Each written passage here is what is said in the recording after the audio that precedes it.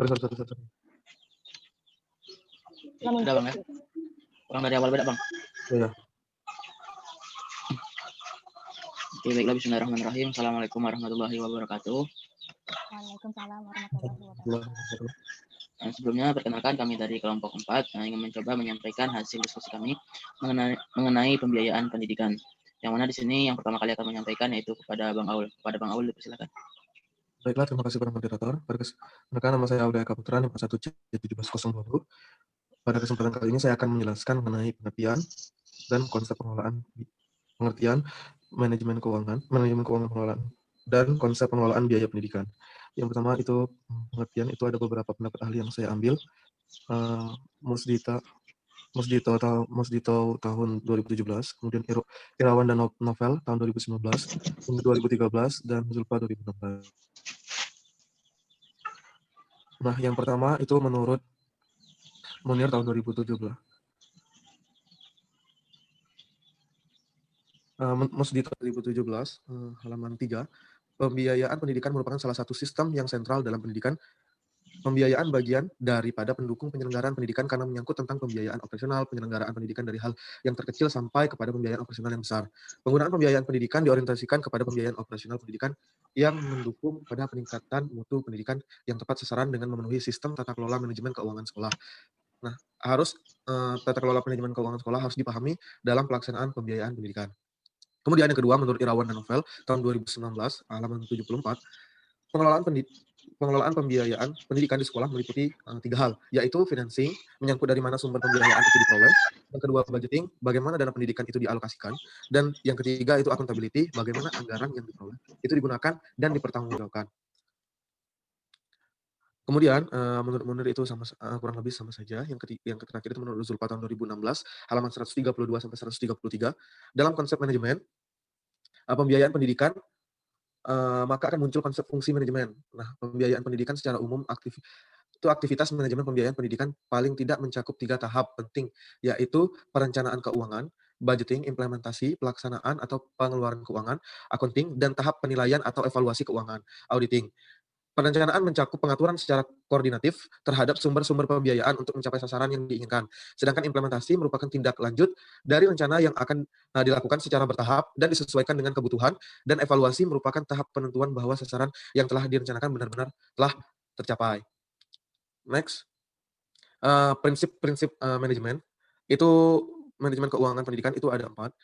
Nah, manajemen keuangan pendidikan perlu diperhatikan sejumlah prinsip sebagaimana dinyatakan dalam Undang-Undang Nomor 20 Tahun 2003, Pasal 48 dalam Komariah tahun 2018 halaman 80 sampai 81 menyatakan bahwa pengelolaan dana pendidikan berdasarkan pada prinsip keadilan, efisiensi, transparansi, dan akuntabilitas publik. Nah, adapun 4 prinsip manajemen keuangan pendidikan, yaitu yang pertama prinsip keadilan. Pelaksanaan prinsip keadilan, yaitu besarnya pendanaan pendidikan dari pemerintah pusat, pemerintah daerah, dan masyarakat yang besarannya disesuaikan dengan kemampuan masing-masing.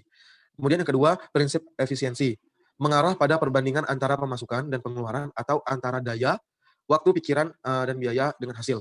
Kemudian yang ketiga, prinsip transparansi, itu artinya menekankan adanya keterbukaan dalam manajemen keuangan pendidikan, bagaimana dari segi sumber keuangan pendidikan, jumlahnya, rinciannya, kegunaannya, maupun pertanggungjawabannya. Secara keseluruhan harus jelas dan sesuai dengan kenyataan dan pelaksanaannya. Kemudian yang terakhir itu prinsip akuntabilitas publik. Artinya penggunaan keuangan sekolah itu harus dapat dipertanggungjawabkan. Pengeluarannya harus sesuai dengan perencanaan sekolah yang telah ditetapkan sebelumnya. Mungkin hanya itu yang dapat saya sampaikan. Akan dilanjutkan dengan yang lain. Terima kasih. Lebih dan kurang saya mohon maaf. Wassalamualaikum warahmatullahi wabarakatuh. Waalaikumsalam warahmatullahi wabarakatuh. Terima kasih Bang Aul. Nah, selanjutnya akan dilanjutkan oleh penyampaian dari Siska Agustin. Pada Siska, dipersilakan. Baiklah, perkenalkan saya Siska Agustin dengan NIM A1C3-18043. Di sini saya akan menjelaskan tentang pentingnya pengelolaan pembiayaan pendidikan. Yang pertama, menurut Azhari dan Kurniadi, pada tahun 2016 halaman 27-28, biaya pendidikan merupakan salah satu faktor yang sangat penting dalam pelaksanaan pendidikan. Untuk mencapai mutu sekolah yang baik, biaya pendidikan harus dikelola dengan optimal. Oleh karena itu, tahapan pada manajemen pembiayaan pendidikan perlu diperhatikan. Pada dasarnya, tujuan manajemen biaya pendidikan adalah mencapai mutu sekolah yang diharapkan. Pada setiap proses tahapan manajemen, biaya perhatian utamanya adalah pencapaian visi dan misi sekolah. tahapan manajemen biaya pendidikan melalui tahapan perencanaan biaya pendidikan, tahapan pelaksanaan biaya dan pengawasan biaya pendidikan. Permasalahan yang terjadi dalam lembaga pendidikan terkait dengan manajemen biaya pendidikan antara lain adalah sumber dana yang terbatas, biaya program yang tersendat, tidak mendukung visi, misi, dan kebijakan. Kemudian yang kedua, menurut Mulyasa pada tahun 2014 halaman 47 sampai 48, dalam penyelenggaraan pendidikan, keuangan dan biaya merupakan potensi yang sangat menentukan dan merupakan bagian yang tak terpisahkan dalam kajian manajemen pendidikan. Komponen dan keuangan dan biaya pada suatu sekolah merupakan komponen produksi yang menentukan terlaksananya kegiatan-kegiatan proses belajar mengajar di sekolah bersama komponen-komponen lain. Dengan kata lain, setiap kegiatan yang dilakukan sekolah memerlukan biaya, baik itu disadari maupun tidak disadari. Komponen keuangan dan biaya ini perlu dikelola sebaik-baiknya agar dana-dana yang ada dapat dimanfaatkan secara optimal untuk menunjang tercapainya tujuan pendidikan. Kemudian yang ketiga, menurut Mas Dito pada tahun 2017 halaman 121 sampai 123, banyak sekolah yang tidak dapat melakukan kegiatan belajar mengajar secara optimal. Nah, hanya karena masalah keuangan yang baik untuk menggaji gurunya maupun untuk mengadakan sarana dan prasarana pembelajaran. Dalam hal ini, maupun tuntutan reformasi adalah pendidikan yang murah dan berkualitas. Namun, pendidikan yang berkualitas senantiasa memerlukan dana yang cukup banyak. Tanpa biaya, proses belajar tidak akan dapat berjalan dengan baik. Komponen keuangan dan biaya pendidikan terutama di madrasah atau sekolah selayaknya dikelola secara efektif. Biaya pendidikan yang ada di madrasah atau sekolah diatur, direncanakan, dan dipergunakan secara baik dan tepat pada sasaran kebutuhan, dapat bermanfaat secara optimal sesuai dengan tujuan pendidikan. Kemudian yang keempat, menurut Yunas pada tahun 2014 halaman 51, manajemen keuangan dalam pendidikan adalah bidang yang paling penting. Transaksi yang efektif yang menjamin promosi kualitas pendidikan yang dicapai oleh penyediaan sumber daya. Rasio pengeluaran yang tepat dapat dipertahankan dengan menjaga keseimbangan antara pengeluaran untuk guru dan proses belajar serta pengeluaran untuk manajemen dan murid. Baiklah, terima kasih. Bila penjelasan dapat saya sampaikan, selanjutnya saya kembalikan kepada moderator. Baik, terima kasih kepada Siska Agustin yang telah menjelaskan terkait materi yang tadi. Selanjutnya saya akan mencoba menjelaskan materi mengenai fungsi dan manfaat pengelolaan pembiayaan pendidikan. Nah, di mana di sini ada beberapa ahli. Yang pertama, menurut Muhajirin tahun 2012, pengelolaan biaya pendidikan mempunyai manfaat yang cukup besar bagi kelangsungan pembelajaran di sekolah.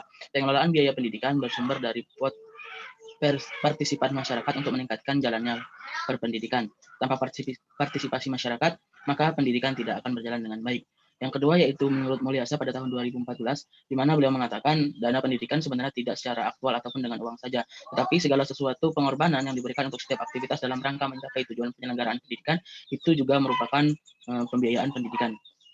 Yang ketiga yaitu menurut Akdon dan kawan-kawan pada tahun 2015, manfaat yang dapat dipetik dari keterlibatan orang tua dalam kegiatan program sekolah mencakup manfaat bagi siswa, bagi peserta didik, orang tua, dan sekolah tersendiri. Next, slide selanjutnya.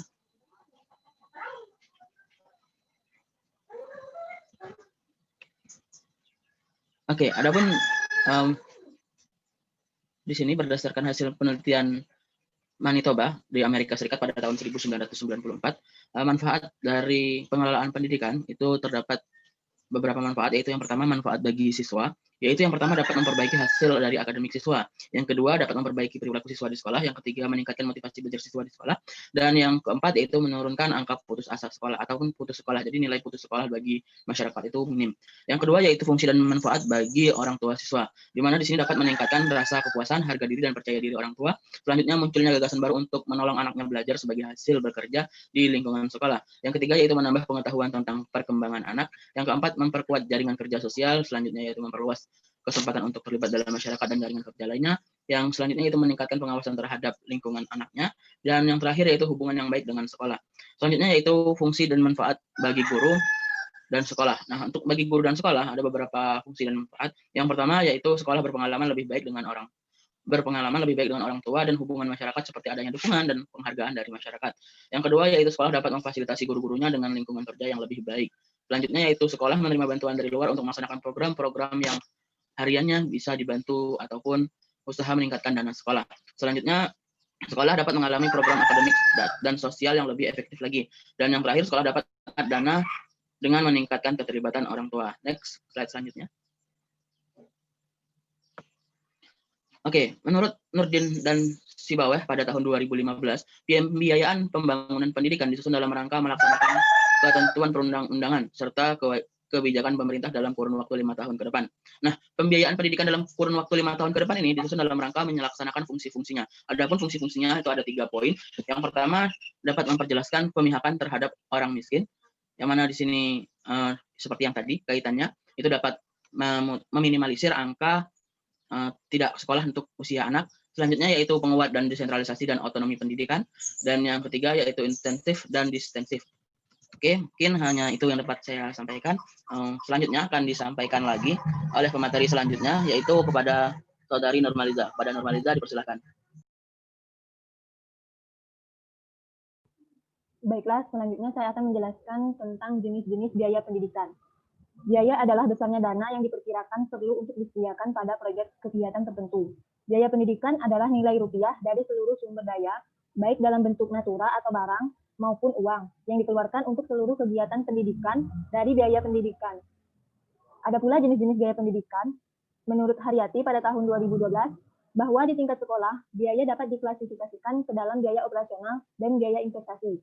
Biaya operasional adalah biaya yang ditimbulkan dari pengadaan barang dan jasa yang diperlukan untuk penyelenggaraan pendidikan yang habis digunakan dalam waktu 1 tahun. Selanjutnya menurut Pasrizal tahun 2014, ada 3 jenis biaya pendidikan, yaitu biaya satuan pendidikan, biaya penyelenggaraan atau pengelolaan pendidikan, dan biaya pribadi peserta didik. Biaya satuan pendidikan adalah biaya penyelenggaraan pendidikan pada tingkat satuan pendidikan. Kemudian biaya penyelenggaraan atau pengelolaan pendidikan adalah biaya penyelenggaraan atau pengelolaan pendidikan oleh pemerintah, pemerintah provinsi, pemerintah kabupaten atau kota, atau penyelenggara satuan pendidikan yang didirikan oleh masyarakat. Kemudian biaya pribadi peserta didik adalah biaya pendidikan yang harus dikeluarkan oleh peserta didik untuk bisa mengikuti proses pembelajaran secara teratur dan berkelanjutan. Selanjutnya menurut Fatah pada tahun 2012 menyatakan bahwa struktur biaya pendidikan terdiri dari biaya satuan pendidikan, biaya personal, dan biaya penyelenggaraan atau pengelolaan satuan pendidikan.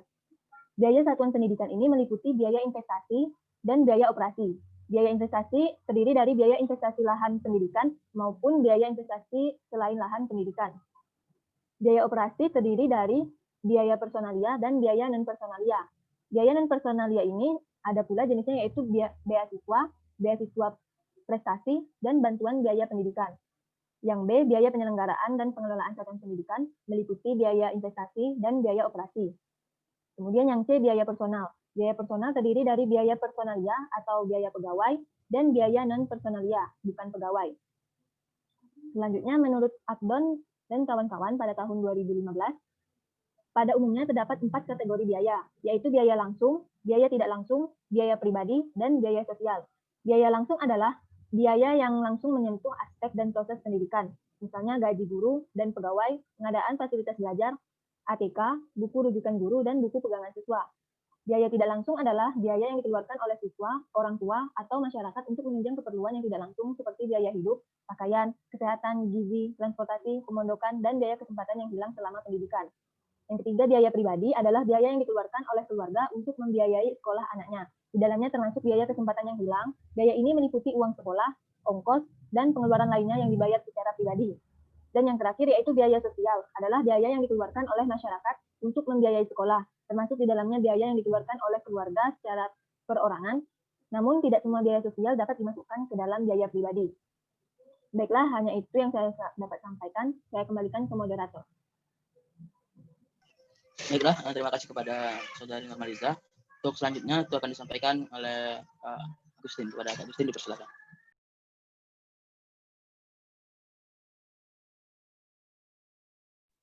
Baiklah, perkenalkan nama saya Agustin Setiani dengan NIM RSA 1C31716.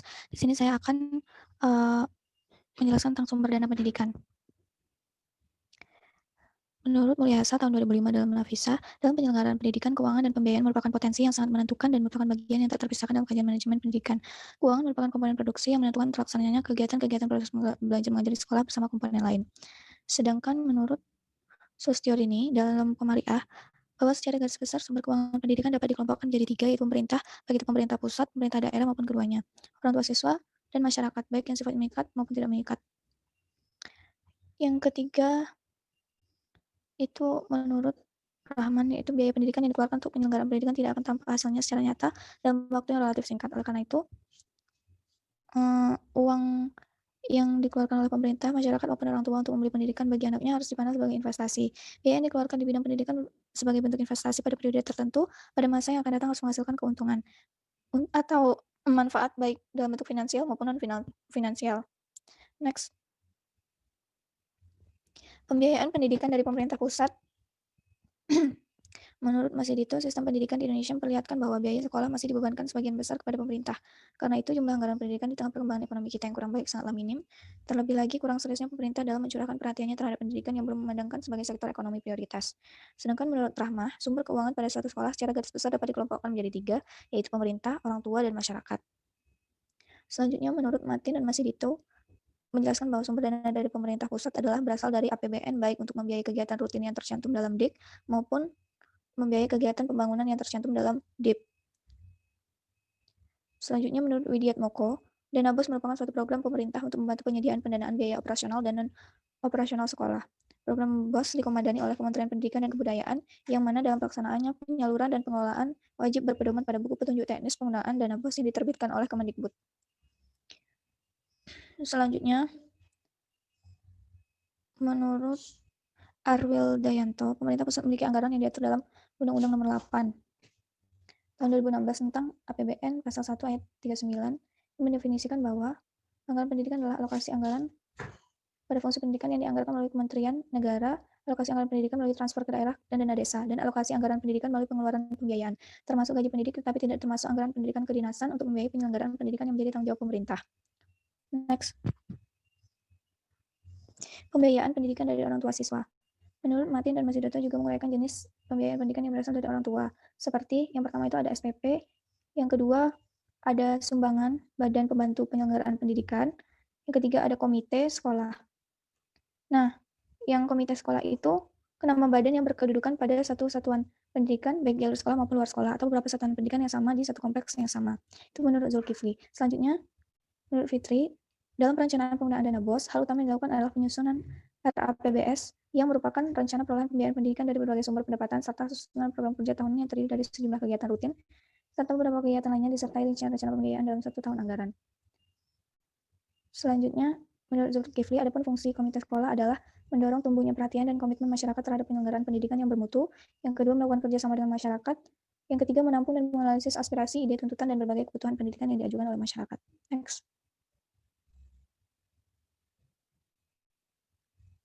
Sumber dari pihak lain. Menurut Martin dan Mas Hidoto, sumbangan dana dari masyarakat lain di luar penyelenggaraan dan orang tua siswa dapat berupa sumbangan yang tidak mengikat baik dari perseorangan maupun dari yayasan atau perusahaan yang ada di dalam maupun di luar negeri yang mempunyai perhatian besar dan berkepentingan terhadap pengembangan bidang pendidikan dan kebudayaan.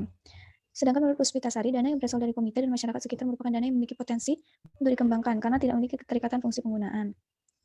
Yang terakhir adalah menurut Misoroka tahun 2010, kebijakan pendidikan dan pelatihan Tanzania pada tahun 95 menyatakan dengan jelas isu-isu berikut mengenai pembiayaan pendidikan. Yang pertama, pembiayaan pendidikan dan pelatihan harus dibagi antara pemerintah, masyarakat, dan orang tua. Kemudian, pemerintah menyediakan insentif bagi individu, masyarakat, dan LSM untuk membangun dan mengembangkan pendidikan guru prasekolah dasar, menengah, dan pendidikan tinggi. Yang ketiga, penyediaan pendidikan dan pelatihan harus dimasukkan sebagai bidang investasi. Yang keempat, pemerintah akan memberikan insentif untuk desain, produksi, pengadaan, dan distribusi peralatan dan bahan pendidikan. Yang kelima, biaya sekolah, baik dalam instruksi pendidikan dan pelatihan pemerintah maupun non-pemerintah. Yang keenam, sekolah dan biaya pendidikan lembaga pendidikan dan pelatihan non-pemerintah akan diusulkan oleh pemilik dan pengelola masing-masing lembaga. Yang ketujuh, biaya sekolah harus dikumpulkan dan disimpan untuk digunakan oleh lembaga pendidikan dan pelatihan yang bersangkutan. Terima kasih. Oke, baiklah. Terima kasih kepada Agustin yang telah memaparkan materinya. Mungkin dari kelompok kami hanya itu saja materinya, dan selanjutnya akan dilaksanakan ataupun dilanjutkan oleh sesi tanya jawab. Di mana karena berhubung Zoom kita hampir habis waktunya, maka sedikit informasi bahwasanya untuk sesi tanya jawab setiap kelompok itu akan diberikan kesempatan untuk 2 pertanyaan. Maka dipersilakan kepada kelompok-kelompok yang lain untuk mempersiapkan 2 pertanyaan. Dan mungkin ini waktunya hampir habis juga, silahkan keluar dan nanti silahkan login kembali menggunakan link yang sama. Terima kasih.